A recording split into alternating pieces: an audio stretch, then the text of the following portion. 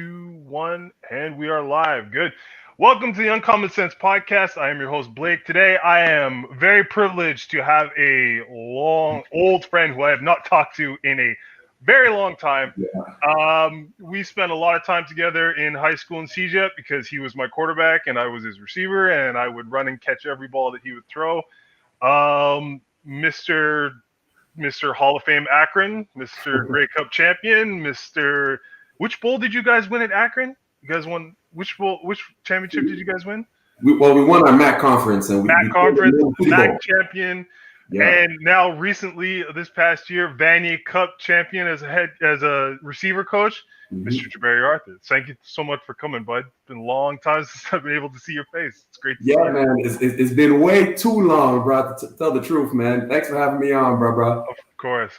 So yeah, listen, I just, with watching football every single week and seeing the crazy stuff that the guys are going through, like in the NFL. I mean, obviously, like, I think of the boys who, got a chance to play professionally, like, you, Sean Main, Adrian Davis, Kevin Challenger for a little bit, Danny Derivo, all you guys. And I always think back to, like, if it was this era that you guys were playing in, and this time having such, like, erratic, we're playing this week, we're not playing this week, I tested positive, it means I can't play. Like, just this whole crazy stuff. And especially with you now being in a coaching role, I wanted to talk to you about, like, what are the pitfalls and what are the hardships of you trying to, kind of keep your college kids, up and motivated, keep them training, keep them focused on, like, where they're, keeping their minds where they should be. Like, how is it really differentiated, like, your normal procedures out there in Calgary? Man, it's nuts. But before I get started, man, I want to give a shout out to our 2000, 2001, 2002 Vanier Cheetah team, man. What a talented group of guys we were, man. Holy crow. 13 guys in 1 year sent to D1 schools. Yeah, man, which is Rest in peace, Ray Gagnon, probably the greatest, like, collector of talent whoever was out there. If that guy, man, like, he definitely was a hustler of talent, man. You forgot to mention Obed, even though he cost us 5 games.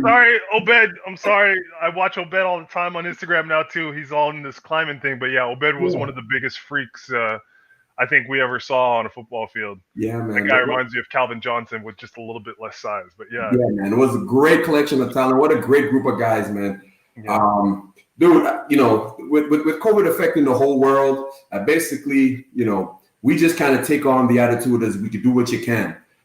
We just try to give an opportunity or an avenue for our guys to, at least come in and train. Obviously we have to follow all the protocols and stuff like that. But man, I think our environment really, really helps the whole situation because, yeah, man, very, very fortunate, UFC, the coaching staff and the culture that they put in is everybody's constantly trying to be better. And, it's not hard for our guys to motivate our guys just to be like, hey, man, we have an opportunity where we can't train as a team or, have all 90 guys together training. And we got to do it with groups of 10. And we do it that way. As you know, growing up, man, competition is something that breeds excellence and nobody wants to get. Yeah, nobody wants to get it. Yeah.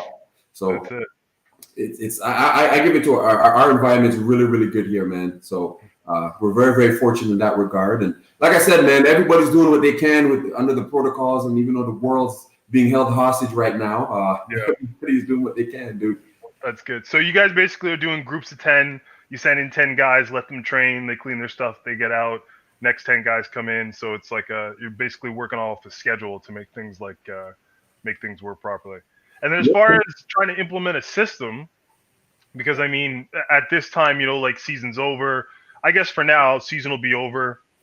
But like when January comes and you guys are going to get into spring ball, where you guys are going to start training, get your stuff, and then you're going to start implementing your systems. Do you guys have any idea about like how you're going to try to implement that? Like how you're going to try to go about, trying to take that on?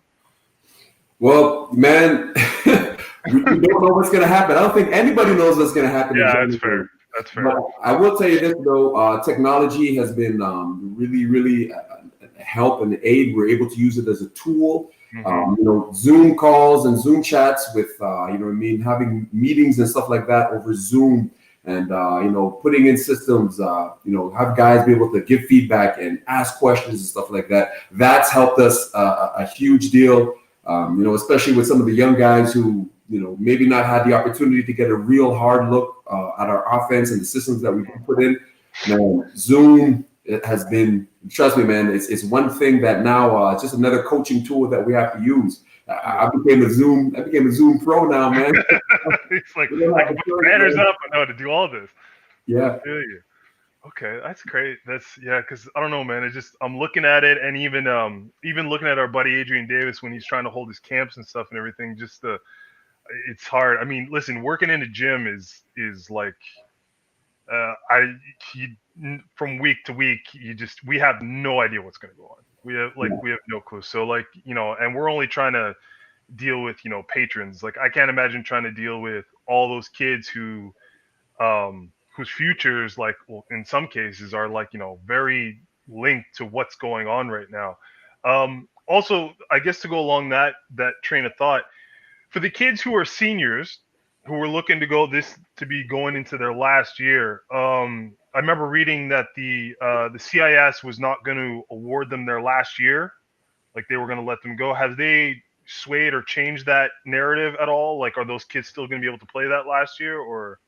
Yeah, man. For a little bit, it was a little bit crazy. All our fifth year guys, or we have an age limit in football for CIF or U Sports, I should say now. Excuse me. You know what I mean? Oh yeah, U Sports now, right? It's 25. It's 25 years old, and for the guys who were 24 who were going to be eligible the next year, they granted them the opportunity that this year it's just not going to count. They kind of set the rules where even if they were turning 25 next year and they're going to be aged out, right. If they were on the roster last year, this year doesn't count. So I'm fortunate for a lot of guys, especially out there in in the Quebec League, there's a lot of guys who would have been aged out and wouldn't have their opportunity. 100%. Yeah. You know what I mean? I know, certain teams had as many as 16 guys who would have aged out if U Sports didn't change back the rules. So it's very, very fortunate for those guys who, your last year is a special year. So, kudos to U Sports for allowing those guys to have a chance to experience that. Very, very important. And, for some guys who want to take a shot playing at the next level, some of them need their senior year. So I'm happy that it was overturned and the guys can come back and play. Well, thank God for that, right? Because that would have been horrible. Like, you go into your last year, or if you get injured and you were coming back, you were depending on this year to make something. I mean, that would have been something that's completely not under your control. How the hell are you going to come back from that? What, you're going to go to camps and stuff and everything and just hope things work out? I mean, that's it's plausible. It can work, but it's not very, you know what I mean? It's a whole other beast amongst itself. So yeah. So I mean, listen. In my mind, when I'm looking around like CIS and stuff, I don't really see that many more coaches who have the stellar track record that you have. I mean, we look back as far as I was thinking about this yesterday because you said that you were cool to come on. So you won at Amma Bay.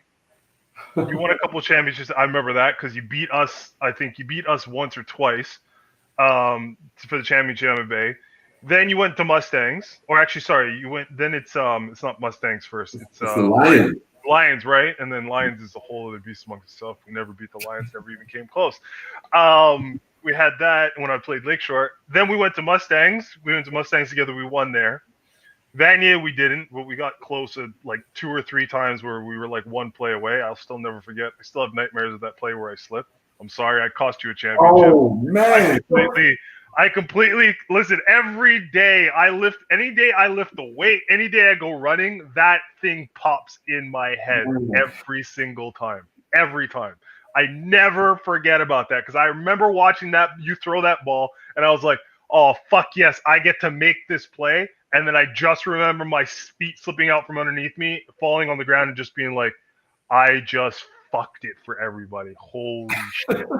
I'll never forget that. And I'll thank you because when I was walking back, I remember you came to me and you hugged me and you said, dude, it's going to be okay. We'll do it again next year. Don't worry about it. And we got close to next year, but still, I'll never forget that because that play was just like, fuck, that was my moment. God damn it. But yeah, anyways, and then so you went on to Akron, started out as a quarterback. So let's talk about that. So here you are, all Canadian quarterback, probably like top 3, top 4 in Canada at the time.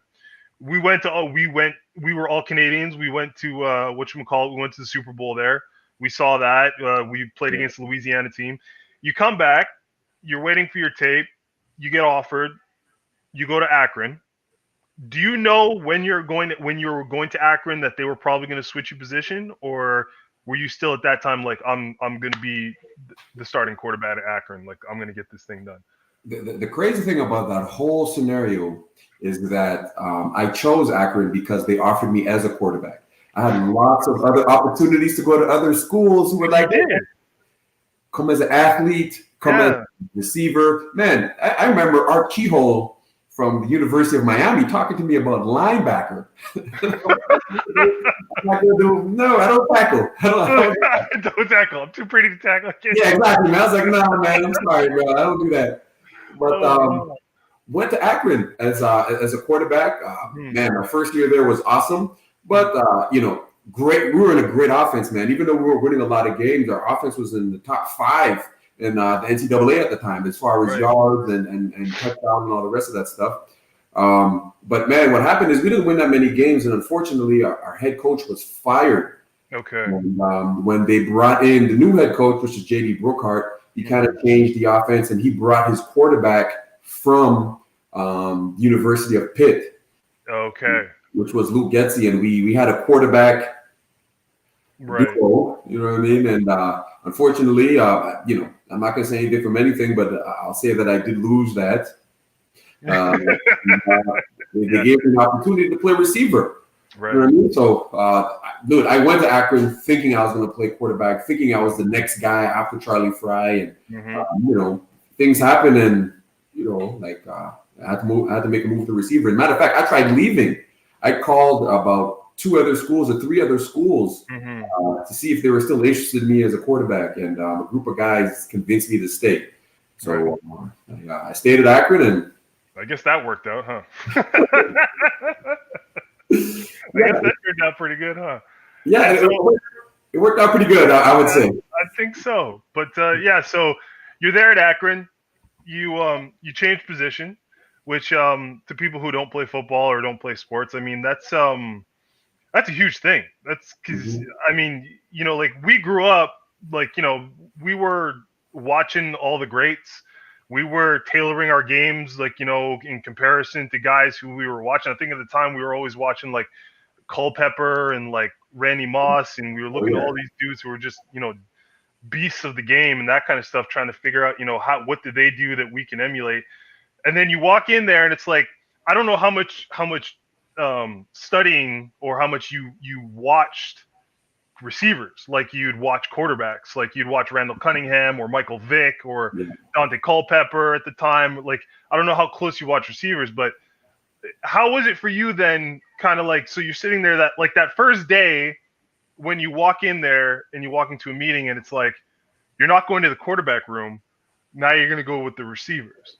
Like, what's that transition like when you're walking into like a whole other group where you like, fuck, I feel like I'm starting over again. Like I feel like I'm back in Pee Wee. Like I don't know what to do or how to do this yet. Man, 110%. That's exactly what it felt like. Man, first of all, when they told me I was switching positions, I think for like a few days I was walking into the wrong office. I'm in the meeting room. I was like, oh yeah.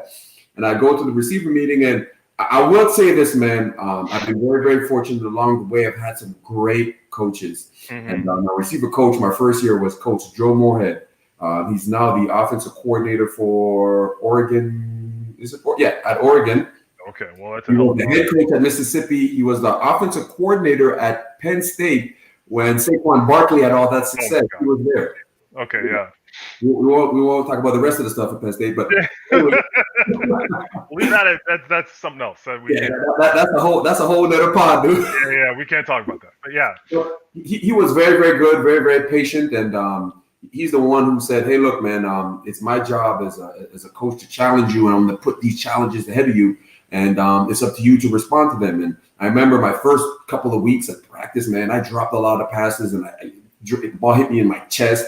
And he's like, okay, look, man, for every time the ball hits your chest, you know what I mean, that's 5 yards of up downs. You know, every yard, every you know what I mean, 5, you got to do an up down. Yep. Every time I drop was 10 yards worth of up downs. And man, I'll never forget, probably after my third week, man, when I had to do 185 yards of up downs after practice. I was like, drop the ball again, that's for sure. Hey, I was like, I gotta get good at this, man. I got to get good at this because I couldn't do it. And man, he just issued some challenges to me, and I just took them on square. So, you know what I mean, the good thing about it is playing quarterback is I had a really, really good handle of the offense because I played quarterback at it. I understood what the quarterback was seeing and what he was trying to do, and I think that that helped me a lot when I made the transition, because you know, if I know what he's reading and I know what he's trying to get accomplished, it's easier to do when you play receiver. I know that's one thing. Even when we were playing, that's why I used to sneak into quarterback meetings all the time, because I always wanted to understand what you were looking at, like what your read was. So like I knew what it is you wanted, when you wanted it, how you wanted it. So that way I knew how to get open for you, so you knew what you were looking for. I remember that. But yeah, so you're there and you start playing, and then so that first game that you line up as receiver, were you just shitting in your pants? You're like, fuck, I don't know if I can do this. I practiced enough. I know what I'm doing. I know the game. I can play. Like, I'm an athlete. I'll figure it out. This is good to go. You know, the pretty cool thing is about that whole experience, man, is that when I made a change to receiver, it wasn't like a complete transition. I was still doing some quarterback stuff. I was like the third string quarterback, or in some games, second string quarterback. But I also was the fourth receiver, so which is pretty cool. My first game ever playing receiver was against Penn State in front of 109,000 people, man. It was crazy. First play of the game, and they throw me the ball. It was crazy. First play I ever got on the field, everything, they throw me the ball. And catch it. And man, I can't remember his name, but he was the Penn State's best defensive lineman. He played for Kansas City for like 12 years. Okay. Anyways, he was covering me, and made him miss. And was a bubble screen, made him miss, and I got 9 yards on my first play ever playing receiver. So you know, there's one of those things where I'm like, you know, I'm here. So if I could catch the first one, I think I'm pretty good moving on forward. And then that just carried on. And then so I guess as the games go on, the seasons go on, you're like, yeah, I got a handle on this.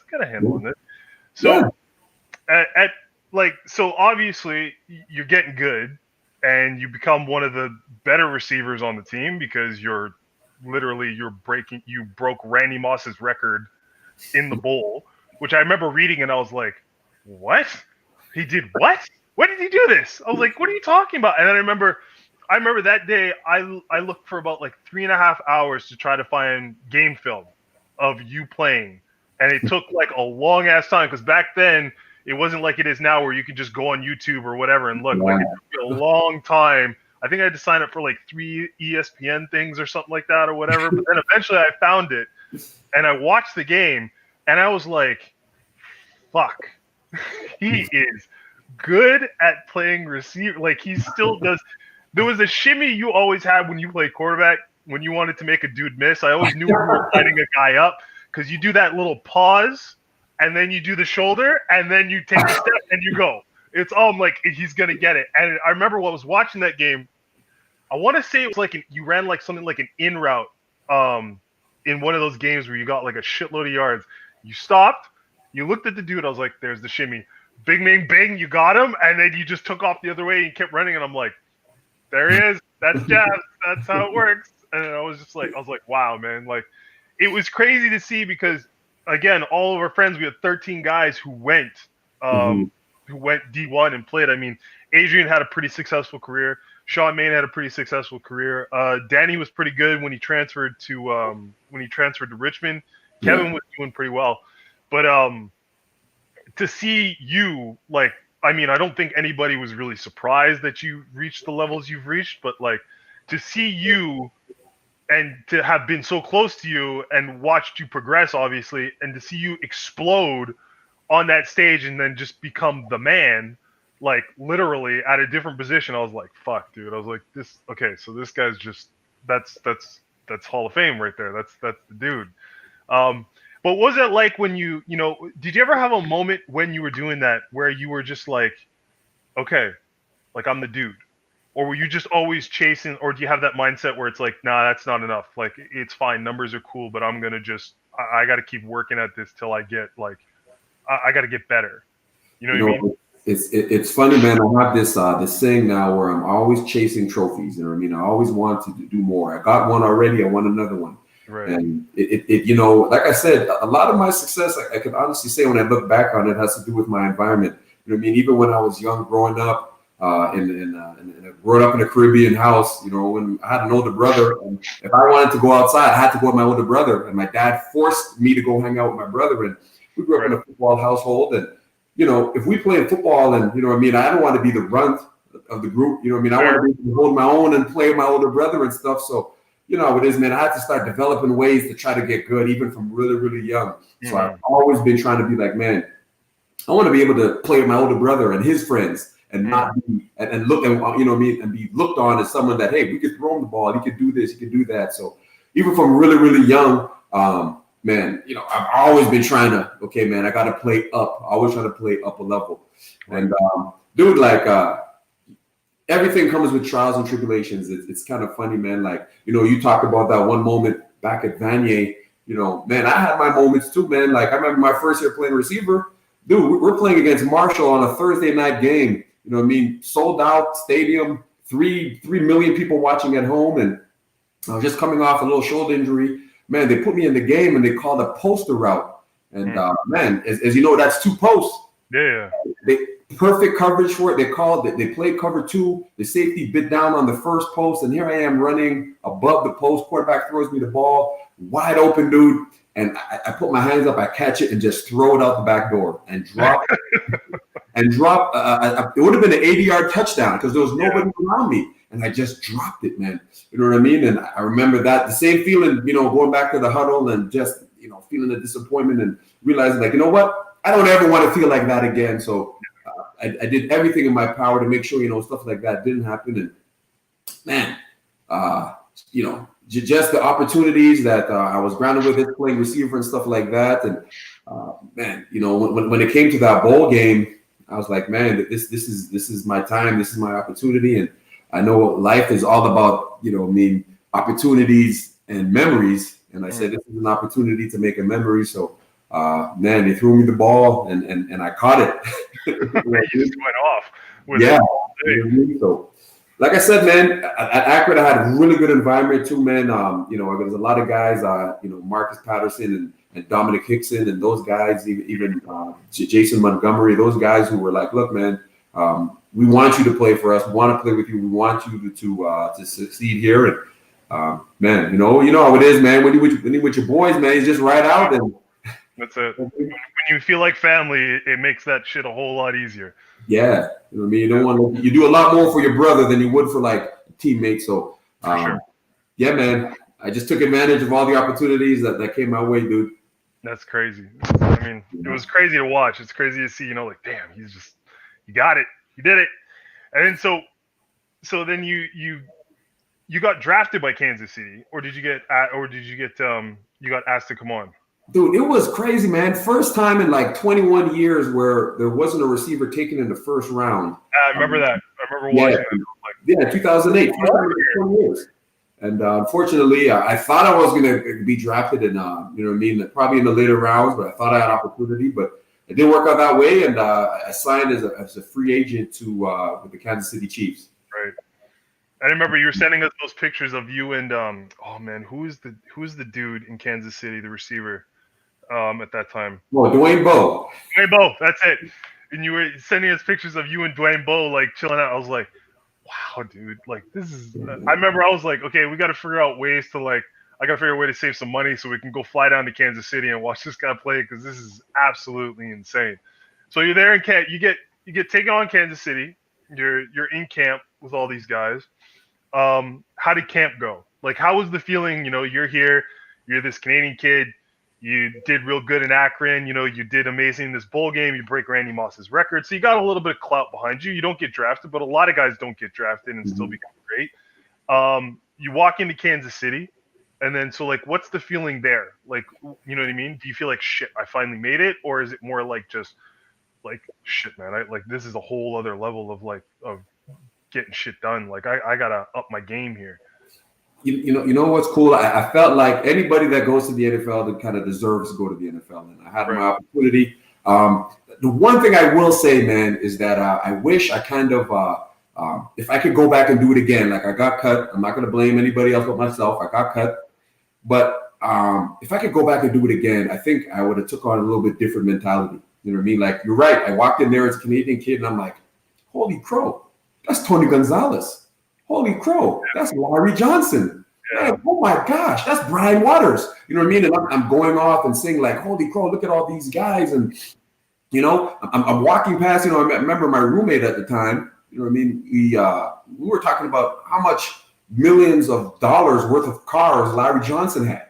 Like, oh, that car cost $250. Oh, that car cost $300. You know what I mean? And I wish I just took on the mentality as, you know what, I'm here, but I got to take somebody's job. That's the way I got to look at it. You know what I mean? And, I was happy. I was excited. But I kind of took on the mentality of, look, man, I'm here to take somebody's job. I'll be friends with you guys after I make this team. I think, you know what I mean? That would have been a little bit more. I think I would have been successful in that regard. You know what I mean? I was there, and I kind of a little bit still had the college mentality where, hey, man, I'm here. But, you know what I mean? It's unfortunate, man. And it's crazy. 2008, I'll never forget it. I got cut on my birthday. I remember because we called you. We're like, happy birthday. And like, yeah, I got cut. I was like, what? No. Yeah. Oh. Yeah, I got cut. I was like, yeah, but you'll get on somewhere else. Like somebody else is going to take it. There's no way you're going to stay like off the thing. So then you get cut. And then so how does this play in your mind now? Like you and your agent trying to figure things out. Like, is it something where you're like, okay, well, we'll get on another team, like we'll wait, or was it something like I should probably just sign with Calgary right away, or like with a CFL team and just try to like get some tape underneath my belt? No, not at all, man. It's kind of funny. I can't remember his name right now. His name, I losing my mind right now. But there was a guy that was his 7th NFL training camp. Seventh NFL team. Sorry, 7th NFL team. Yeah, you hear about those guys who have just been like jumping from team to team to team. This was his 3rd year, 7th team, just trying to, stick somewhere. And, I was like, all right, I could do that. But it was when you get home, I'm back, back in Montreal, man, cutting grass, I'm washing dishes. I'm like, this is not what I want to do. This is not where I want to be. My agent told me to stay patient and just wait. And, 1 week passed, 2 weeks passed. He's like, oh, we're getting a few sniffs here and there. 3 weeks passed. And I was like, look, man, I need to be playing football somewhere.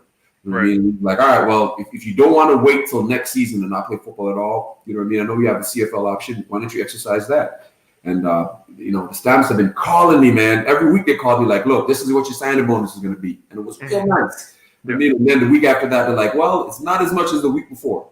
And then they call me again the next week. Well, it's not as much as it was before.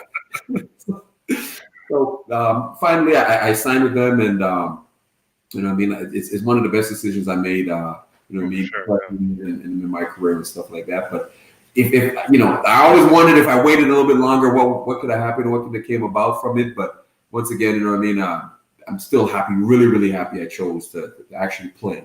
Yeah, I think we could all agree that I think you chose the right thing. I mean, listen, you see it now, especially because we watch, you see Hard Knocks all the time. Now this is all live, so you see how fickle it is. You see how guys, like even guys who are killing it in camp, best guys, they're still like, yeah, we got to let you go, and you could see it even on the coaches' face, like they don't want to, but feelings has nothing to do with it. It's, does it match price wise? Does it match, you know what I mean? Can you play multiple positions? Can you do this? Can you play that? Like it's crazy, like, that you got to experience to that. And then, so you get on into Calgary. I mean, so you get to Calgary, You make the decision. Obviously, you're still in Calgary, so obviously you love it there. But so you're a kid from Montreal who went to school in Akron, Ohio, who then went and started like training camp with Kansas City Chiefs, and now you find yourself in Calgary. So how is it when you step foot and you go into Calgary now and you're on this team? And I'm sure guys, like, yeah, well, he played pro or whatever, but I'm sure at that point, a lot of those guys came from the same kind of background that you did. So what's it like when you step foot in Calgary for the first time, like, and kind of walk in there? Are you like, so let me play quarterback finally, or what? It's pretty cool, growing up in Montreal, even though there's a Montreal Alouettes team now. Back when we were in our generation growing up, Montreal Alouettes didn't exist. Yeah. So I kind of grew up watching the Calgary Stampeders, with, Doug Flutie and Alan Pitts and, all those guys. So, Sapunjis, watching all those guys. And I was like, man, I got drafted there, love the colors, love the color red. So I was like, this is going to be great. Obviously nobody likes to be cut. When I was cut, I was a little bit down. But one thing my agent did say is that, hey, man, they didn't want to cut you. It wasn't one of those things where you weren't good enough. It was one of those things where the numbers didn't add up. I wasn't a returner. They needed a receiver who was a returner. So keep your head up, that thing. So he said, don't feel any type of way. So when I came to Calgary, I was very confident. I was still very, very confident. I felt like, okay, this is going to be my time.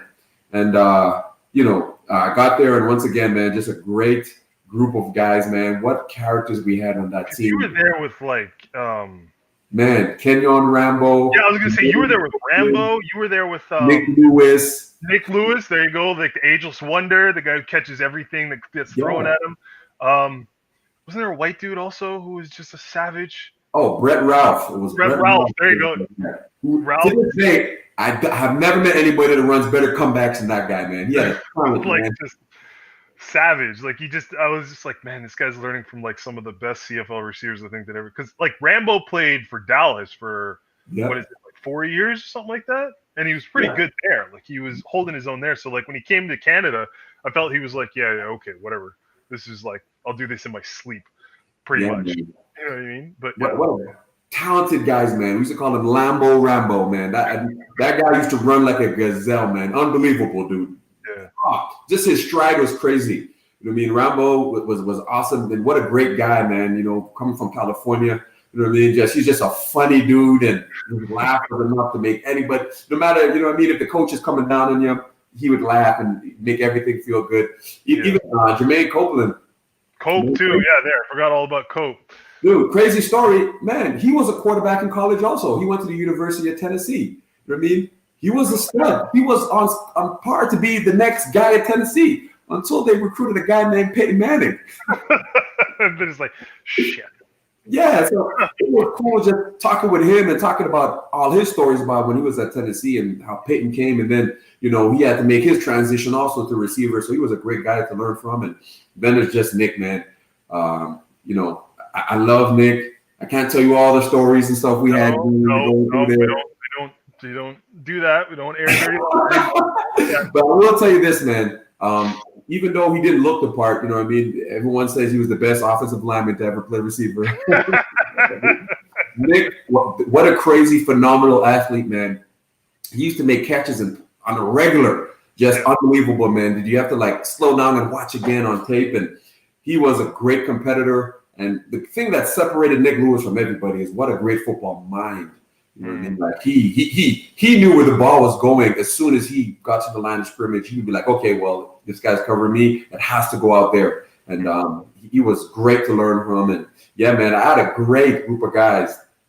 And then Coach Pete, you know what I mean? Coach Pete Costanza, you know what I mean? He had to keep all those characters in line. So, shout out to him as well, man. Stanford, what a great organization it was, dude.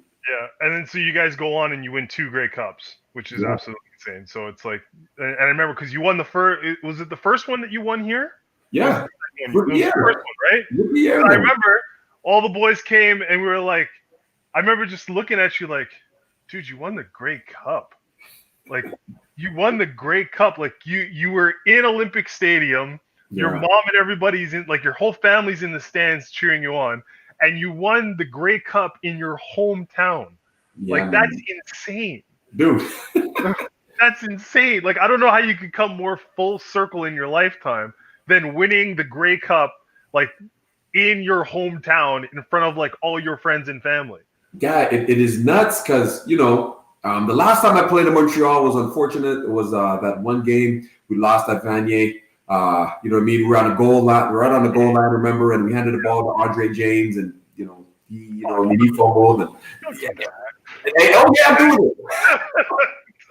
He's cool with it because it was a special day for him. Even though he felt bad that he fumbled the ball that day. Hey, his son was born that day, so it's a day that, trust me, he'll never soon forget. But anyway, that was the last game I played in Montreal. So, you know, having the opportunity to go away to Akron, go away to, out in Kansas City, go away to Calgary, and then come back 6 years later. And my first game back playing in Montreal is, like you said, in front of family, friends in the Olympic Stadium, stuff we do. Olympic Stadium.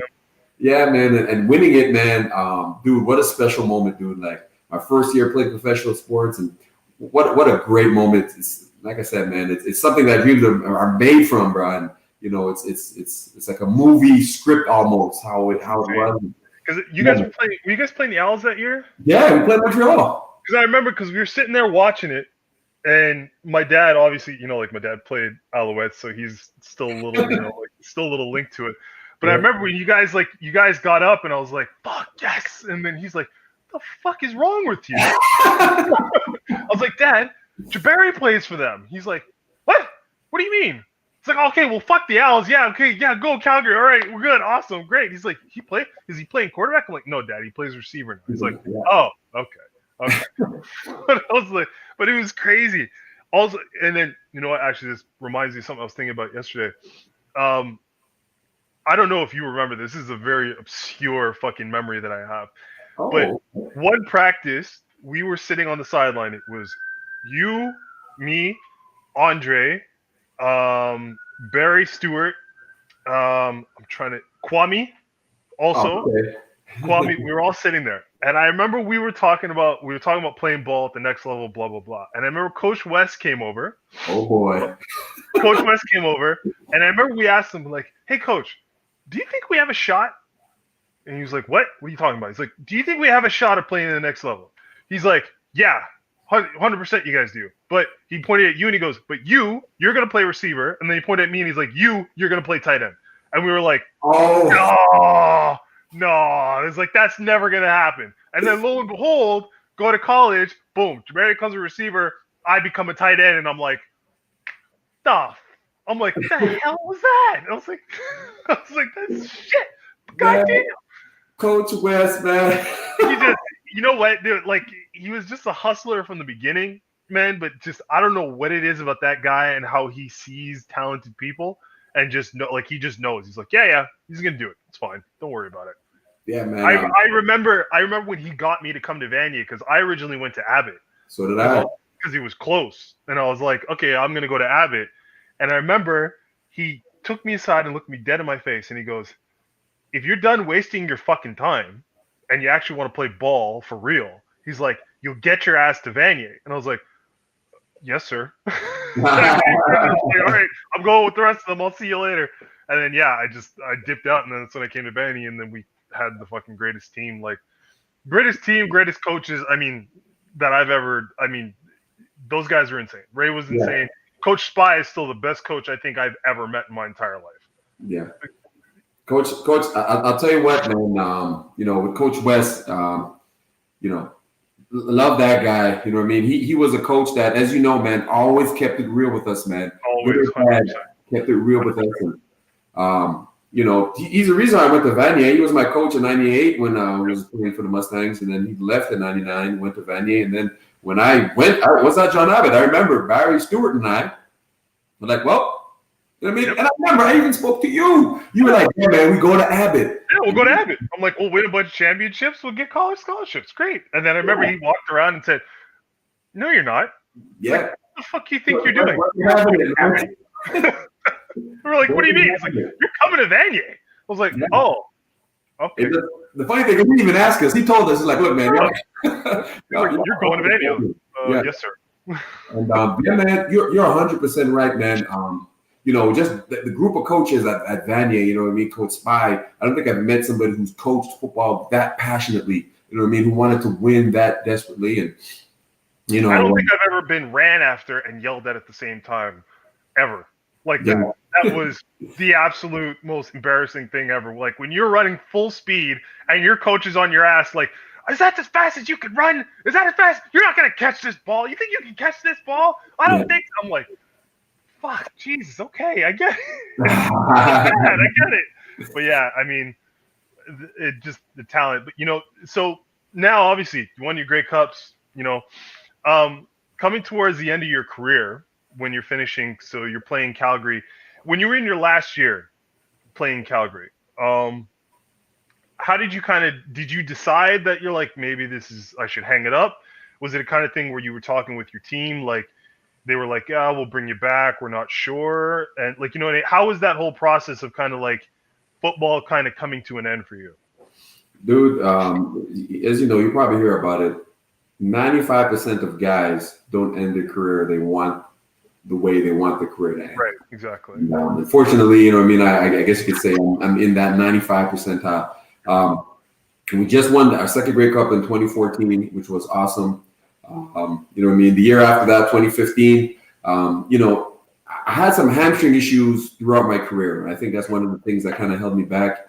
And once again, it always happened in training camp. I think in 7 training camps that I've been in with Calgary, I only got out of 2 of them healthy, to be honest. Right. And it's always been the same injury, hamstrings. And I was having a little hamstring issues in my last year. And I think they were just kind of tired of having to deal with hamstrings all the time for the 8th year or the 7th year. You know what I mean? Like, holy crow, I never had hamstring. So, it was unfortunate. They called me into the room, and the funny thing is, man, I've been in an organization for so long that when they asked me to go into the room, I just thought we were just going to talk. I didn't know it was for them to release me. Right. And they released me, and you know what I mean. There's not that many times in sports where you actually, you're so emotional you want to cry. And I just didn't. It didn't hit me that, man, this is it. And, I went in to see Coach Pete, and him too, like, he couldn't even look me in my eyes. He was like, dude, I'm sorry, this and that. And I was like, okay, this is what it is. It's funny, I got released, and I started training harder than I ever have, because I was like, man, I don't want my career to end this way. And it was one of those things where, man, I got released in training camp. They brought me back in, I think it was like week 6 or 7. And I was on the roster, off the roster, on the roster, off the roster throughout 2015. And then at the end of 2015, when it was time to renew my contract, they said they weren't going to renew my contract. Okay. So it was one of those things where I stayed in shape for about for a year, hoping that maybe I could get a stiff somewhere else. But you know what I mean. Obviously, unfortunately, it didn't happen that way for me. But I look back and I'm happy now, because I'm like, man, I had opportunity to play my whole career, with, I think, is a great organization in the CFL. Even to this day, still a great organization in the CFL. Calgary is the class act of the CFL, I'd say, for sure. You know what I mean? Their coaching staff is the longest tenured coaching staff. You know what I mean? That's, Yeah, Huff coached for 8 years, and I played all 8 years. He was my head coach. But coach, he was partially deaf. Was that it? Yes, he still is partially deaf. And no, I mean, but he was like, as a coach, he was partially deaf. I remember you were telling me like stories of like you'd yell and be like, coach, he just wouldn't hear you because he can't hear you. Yeah, there's been times where we're getting ready to play Saskatchewan, and we'd have like the speakers on, trying to emulate the crowd and stuff like that. Right. And we'd be walking up to Huff and like, hey, Coach Huff. And wouldn't hear us, so we would tap him, and then he would put his hearing aids back in and be like, what's up? You know what I mean? But dude, I tell you what, man, want to talk about not letting any of his shortcomings, get in his way or be an obstacle for him. What a great football mind, man. He just the way he attacked defenses and the offenses he had, him and Dave Dickinson together were just incredible as offensive minds, man. And I think that's why, you kind of look at the success that, the guys having now. Bo Levi, he's been fortunate to have great football minds that he's had an opportunity to work with. So, like I said, man, Calgary, the coaching staff there, like Huff is still a part of it. Dave is still coaching. Coach Killam is still on the staff. You know what I mean? There's a lot of guys who are there, who've been there since '08. You know what I mean? We're still there. So, like I said, they're like I said, man, like you said, if you want to call them the class act, they're definitely. I equate them to like the Pittsburgh Steelers or the Green Bay Packers of the CFL, where it's like there's not that much turnover there, and they tend to stick with their guys for a lot longer than a lot of other teams do. But I think they have a lot more like consistent winning seasons and like playoff appearances and Grey Cups, because they stick to that motto where they really invest in their people and make sure that they're moving forward. Like it takes a lot, I feel, once you're in that system to get kicked out of it. Like you really have to kind of be like not meeting your goals or really not being that player, as long as you get your shit done. Yeah, dude. In an industry where loyalty is not very high. Yeah. I mean, they're loyal to their draft picks, they're loyal to their coaches, and loyal to their players. And excuse me, like I said, I really, really enjoyed my time at Calgary, man. And they're probably all those pictures behind you, all the pictures you were in those Calgary. See Calgary. It's like, geez, okay. Yeah. Guys, balling. So you finished your career, and then did you have what they call the did you have the athlete's depression after you finished playing football? Oh yeah, man. It hit me hard, dude. It hit me hard, man. When I got released, then waited for a year to see if any sniffs from any other teams and opportunities didn't come. Dude, I wasn't able to watch football on TV for the first time in my life. I couldn't do it. I was too sad. I was too angry. First year of my life, man, ever since '89 when I started playing this game. Yeah. Didn't watch any football. If you asked me who won the Super Bowl that year, I couldn't tell you what the records were for anybody, CFL, NFL, college. Couldn't do it.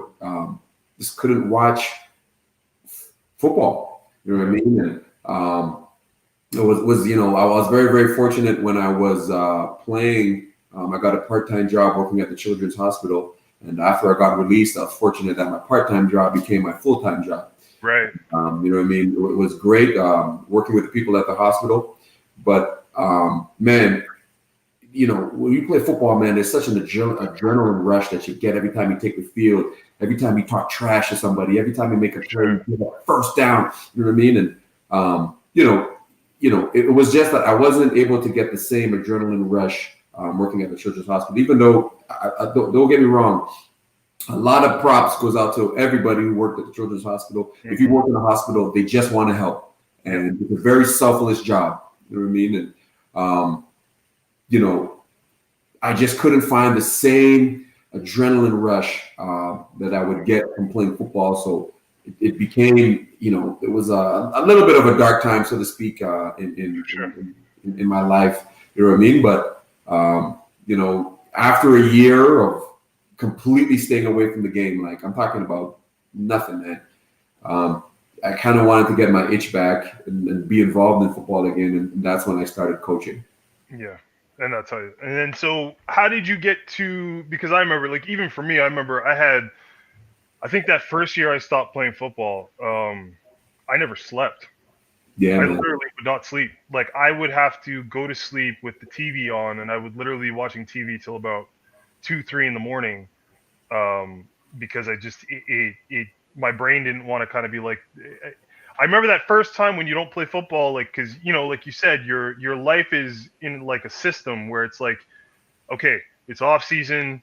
I give myself a week. I'm going to start training again. Then I got to go back into this. But then when that fall comes around and you don't have a team to report to, you don't have a camp to learn, you don't have a playbook to figure out, you don't have meetings to go to, you're not stepping into, you know what I mean? You're not grabbing, whatever it is and going to a facility to get your stuff done, and you're irks and you have aches and pains and you can't go see the physio because you're not part of it anymore.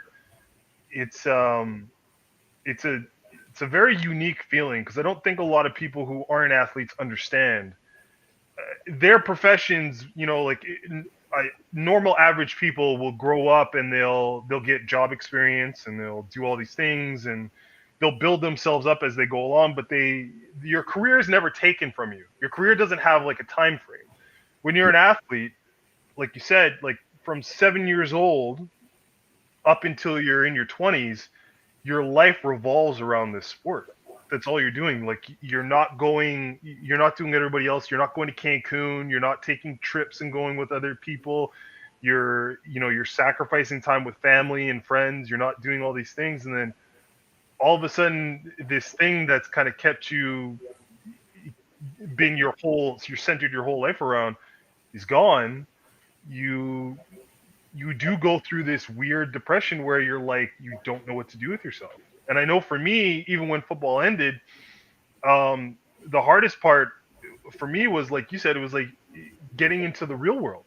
Because here I am, I'm sitting, finished school, have no real job experience because every off season, all I ever did was take construction jobs or bouncing jobs or whatever, because it allowed me to go train, lift, and get ready for football. But then it gave me like a little bit of money. So here I am, I'm trying to apply for real jobs, but I don't have any real experience. Mm-hmm. So it's like now I'm kind of screwed, because it's like, how am I supposed to do anything? I mean, for you, I guess it's a little bit different because you played pro ball, so you do have a little bit to fall back on. Like, you have a little bit of money that you made that you accumulated, but the emotional gap that gets created by not having that thing that you've affiliated yourself with for so many years is such a bizarre feeling to have. So you have this feeling now, and then from there, now you go on to coaching. So how did you get from this position, this weird lull, into being like, okay, maybe I'll try coaching a bit and see how that'll work out? Well, dude, truth be told, man, appreciate your honesty, man, because it's a lot of times nobody talks about this kind of stuff, where when people's career is over and they're no longer, they're on the stage anymore. What happens when you walk off the stage? Yeah. You know what I mean? And I know for a lot of people, just talking to a few people who gone through that, it's crazy, because only athletes can kind of relate. And I don't want to talk, say anything from anything, but I mean, like, when you work a regular job, you look forward to your weekends because it's time off. Yeah. When you're an athlete, especially playing football, you look forward to your weekends because it's time to go to work. That's it. It's a complete opposite when you no longer have to play that sport anymore.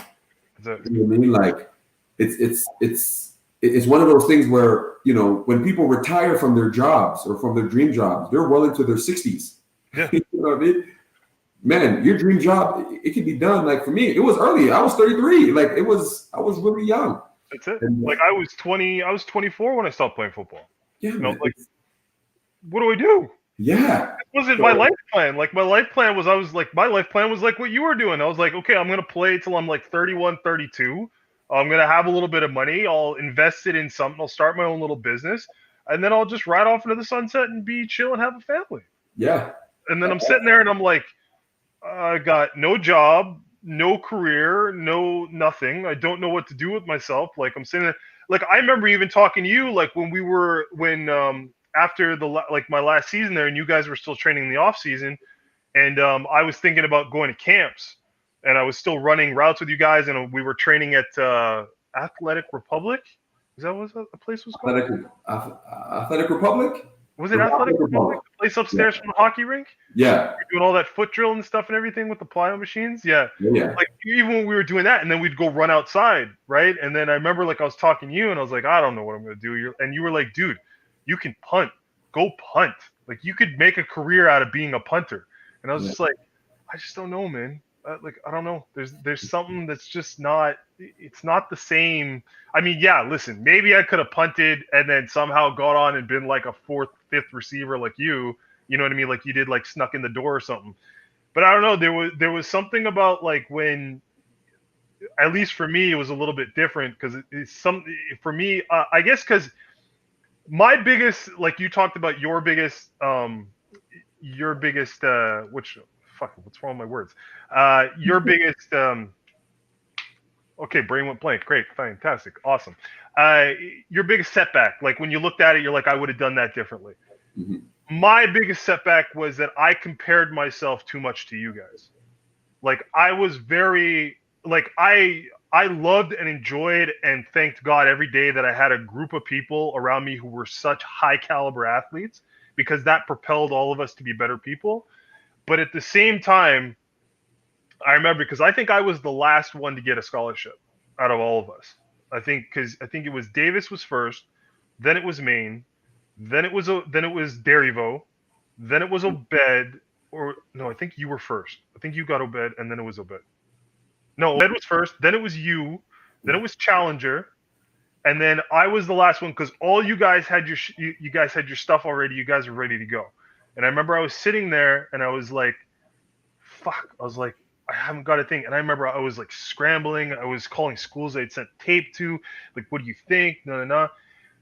And I'm lucky because my dad's best friend is Johnny Rogers. So anybody who knows CFL, Johnny Rogers is like one of the dudes, Heisman Trophy winner, whatever. And I remember I was having conversations with him because I had all this angst and anxiety about, like, I'm never gonna make my dream come true and all this kind of stuff. And then that's when I got called by Tennessee Martin, like, "We want to bring you in as a receiver." And he told me, when I told him, he's like, "Wait, be patient." He's like, "Trust me when I say you're good enough to play D1. Just listen, do what I tell you, you'll be fine." Did I listen? No. I didn't fucking listen at all. Did not listen. Signed the letter of intent. And stupid to me, because if I had done my homework, I would have known that I could have decommitted like that.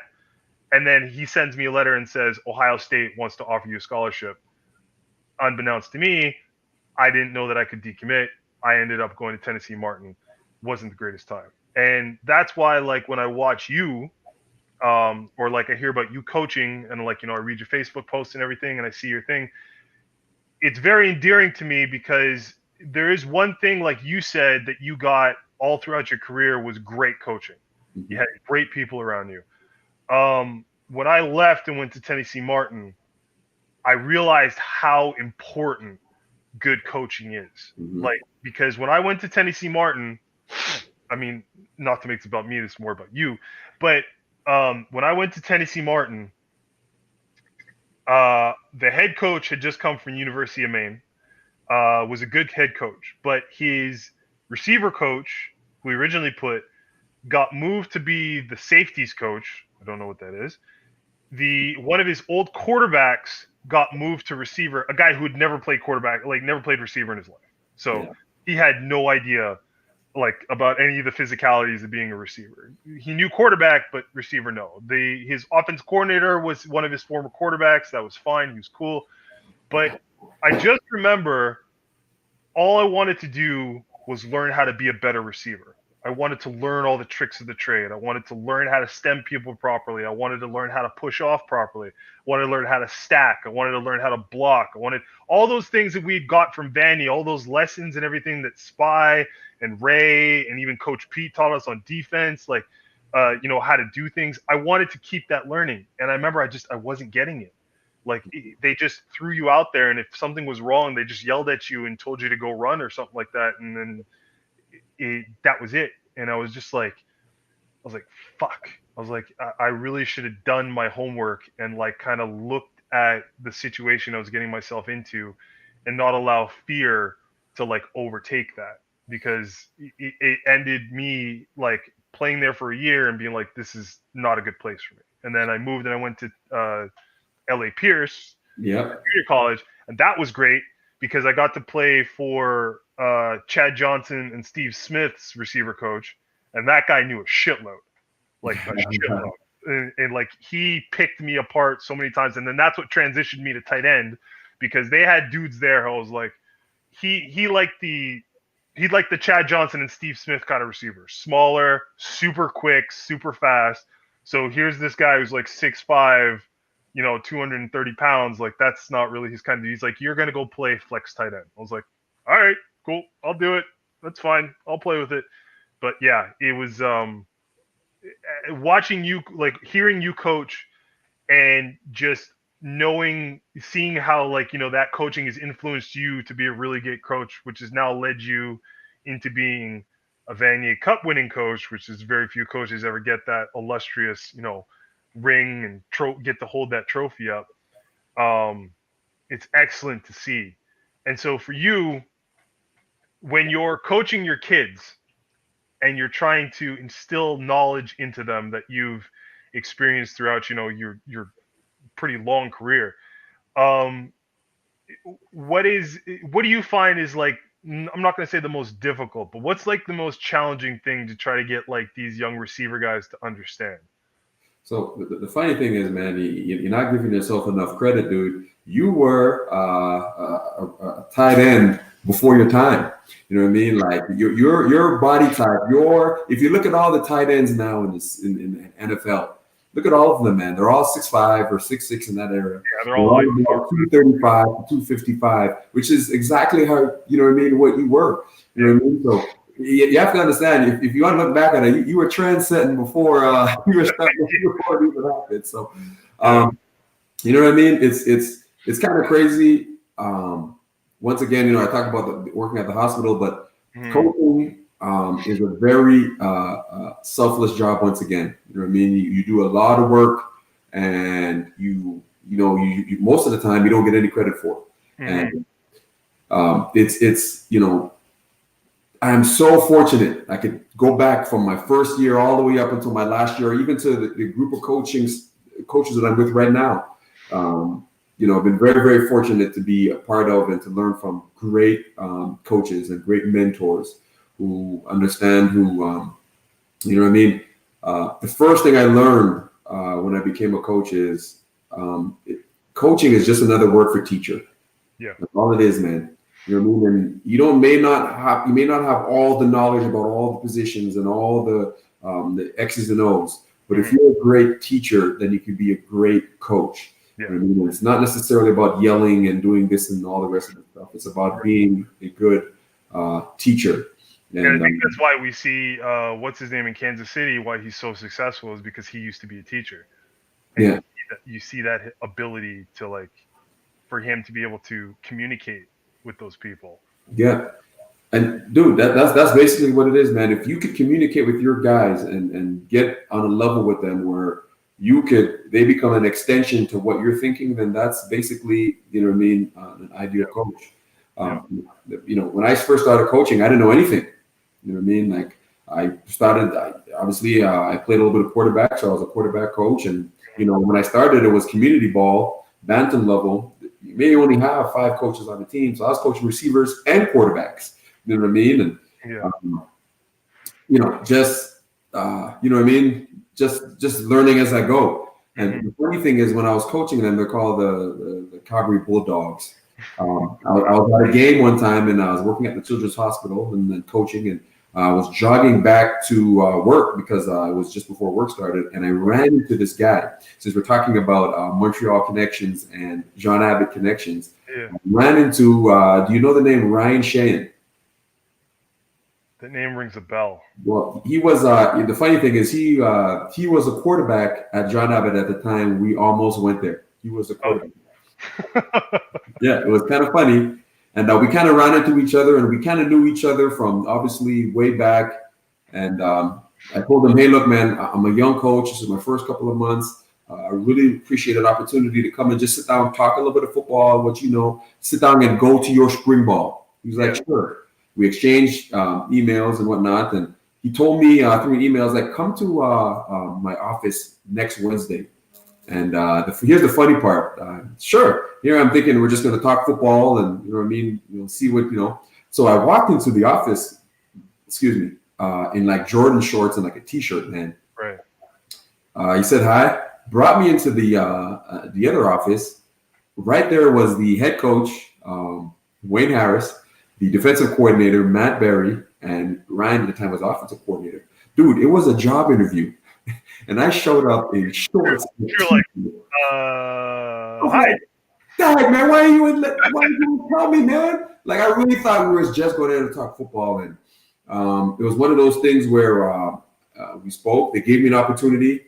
At the time, I was working at the hospital. I had benefits, the whole 9, and I had to go back. And I called my mom and sat down and I spoke to my girl. And I was like, there's the safe route where I could stay at the hospital and do that thing, or I could go back to where, where my passion lay. And, I took the job as a receiver coach and offensive assistant at Calgary. And like I said, that coaching staff there and we're talking about another great organization is so cool. Just once again, just a group of guys who were willing to teach, who gave me an opportunity to kind of be myself and grow as a coach. I've been so fortunate, and like I said, I've had opportunities to probably go on and coach at other places, but the coaching staff and the stuff that they gave to me, I can't leave. I just love being a coach right now. It's pretty cool. Yeah, that's it. And it's very much about trying to follow your passion. I think that's something that it's something our generation's starting to learn a little bit more than the previous generation, is that when we follow what we want to do as opposed to what we feel we should do, I think we get off having a little bit more love, and we'll put more into it, and we're okay with maybe not earning as big of a paycheck or not having as many benefits than usual. I mean, even for me, after I finished school, I got my certification in graphic design, photography, all that kind of stuff. Did that for a while, loved it, thought it was fantastic, but then decided one day, I remember I was talking to my girlfriend, I was like, I really miss training. Like, I feel like it's something that I want to do. And she's like, just do it. I'm like, yeah, but I don't know what kind of money I'm going to make. I'm not going to make it. She's like, don't worry about that. She's like, just do it. She's like, it'll come. And it came. Like, it started working itself out. And yeah, it's tumultuous as in this time, but it's definitely a passion. Helping people get fit and train is definitely something way better than just sitting in a room and, retouching pictures forever. That's definitely something that I much prefer to do this than to be doing that. Hell yeah, man. Come on, man. We was all skinny little boys at one point, and it's nothing like that feeling where you start to look at your chest and be like, man, I got some stretch marks, man. Well, yeah. But I mean, now, it's like, we're in our late 30s now, so it's a little less like, I'm all jacked up now. And it's like, I just got to stop my back from hurting because I'm a little broken, here, or my knees are sore or something like that. Like, it's more about trying to keep yourself fit so that you can run after your kids all day. Dude, I'll tell you what, though. Because of my environment, man, as you know me, man, I like to have fun. Always. I talk a lot of trash to young guys and to the guys I coach. And because of that, man, they keep me young, dude. I still get after it in the weight room, man. You're still benching like 225, like 26 times or whatever? you know what's funny? I'm constantly chasing to see if I could get back. The best I ever did was 24. The best I ever did was 24. So I told myself, man, if I train and I could get between 18 and 20, I'll be happy. And man, it's funny when you set new goals for yourself, man. I've been training like a mofo. Usually in the off season, I train with the guys because when you coach in Canada, you always have more than one job title, and I'm a receiver coach and offensive assistant, but I'm also on the strength and conditioning team. Oh, there you go. So assistant strength and conditioning coach as well. So I train with the guys, like when they finish working out, I just take the same workout they do and I kind of apply it to myself. I make some changes, no doubt. I'm not squatting 400 pounds and stuff like that. That's a thing of the past. But, not happening no more.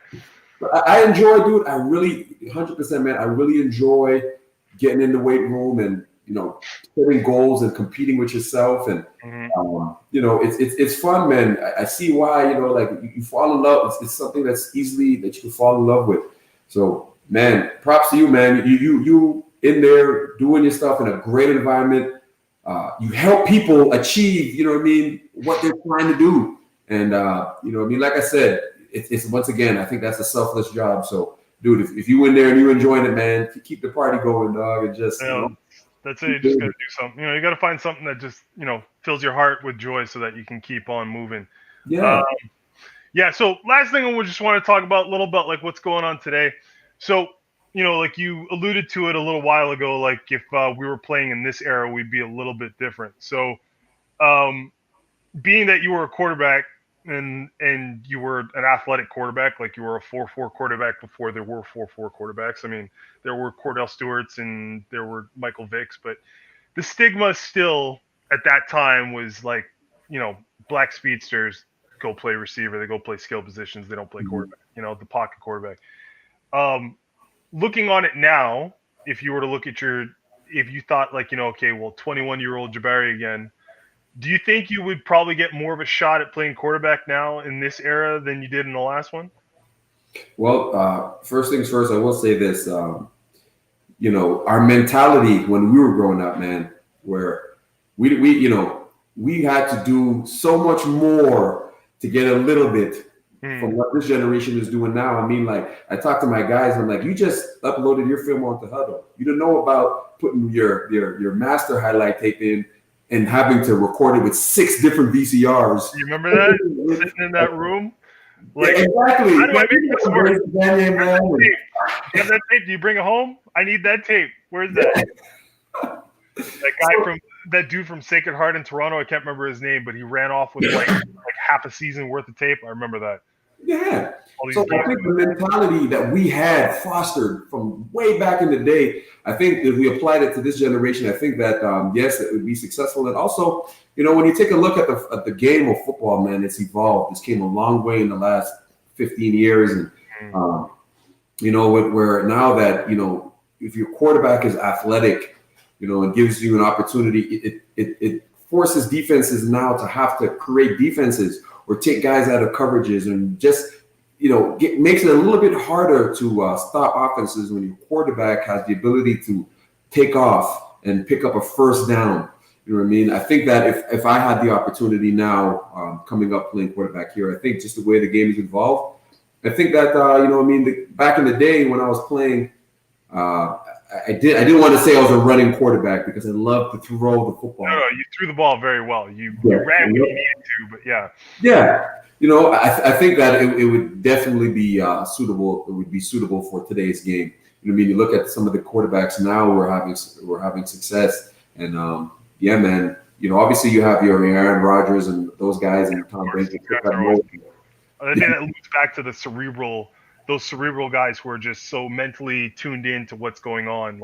And then don't forget, Aaron Rodgers early on in his career, he could run. Yeah, he could make people's moves. So he's an athlete in himself. Yeah, like I said, man, I took great pride in finishing every drive with a kick. You know what I mean? Either it's a field goal, a punt, or an extra point. That's how I wanted to finish every drive when I play quarterback. And I feel like, being a coach now, we judge our quarterbacks on, his decision making. Can he make good decisions?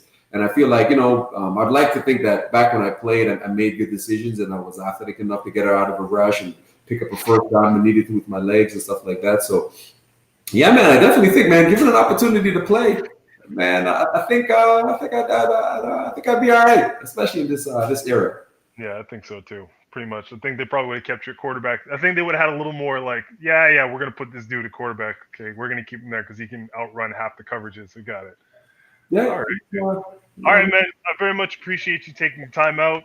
All your busy stuff. I miss you. I haven't seen you in a long time. Next time you come back to Montreal, we'll hang out for sure. Oh, 100%, man.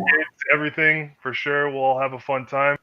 Yeah, man, listen, all the success to you, all the more success to you. You deserve every single ounce of it. I don't know anybody who works as hard or worked as hard as you did throughout your entire life, met every obstacle you had with just, this insane optimism that you never allowed shit to get you down.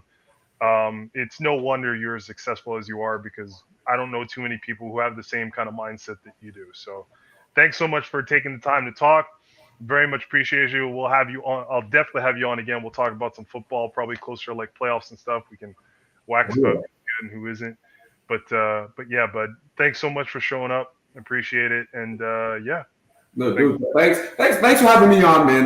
I really appreciate opportunities like this just to kind of talk and just hopefully, something that was talked about here or said here could reach out to somebody and maybe change their mentality a little bit.